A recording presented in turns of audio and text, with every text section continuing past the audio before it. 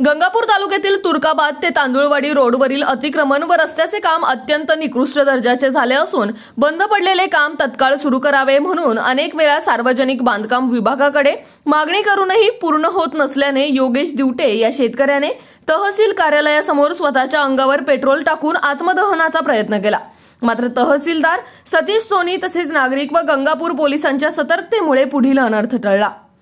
योगेश भानुदास दिवटे यांनी सार्वजनिक बांधकाम विभाग व तहसीलदार व संबंधित अधिकारी यांना 20 डिसेंबर रोजी निवेदन देऊन या निवेदनात असे होते की गंगापूर तालुक्यातील तुर्काबाद, राजुरा, येसगाव, तांदुळवाडी या मजबूतीकरण व डांबरीकरणाचे काम मागील 1 वर्षापासून सुरू असून तेही अंदाजपत्रकानुसार केले जात नाही।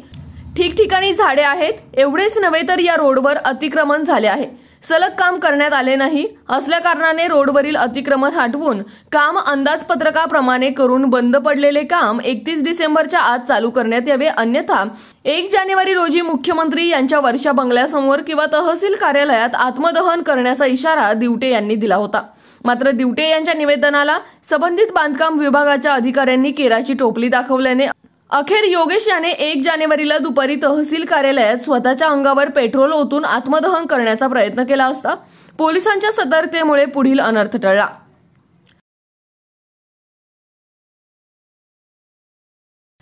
राष्ट्र सह्याद्री न्यूजसाठी प्रतिनिधी इब्राहिम शेख, गंगापूर, छत्रपती संभाजीनगर।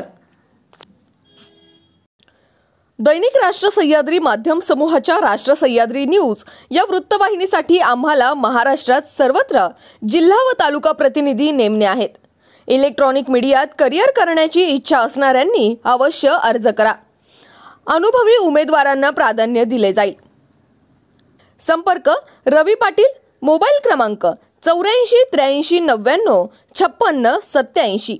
तसेच समीर नवले, मोबाईल क्रमांक 95 61 19 19 66। आमचा ईमेल आयडी राष्ट्रसह्याद्री@gmail.com।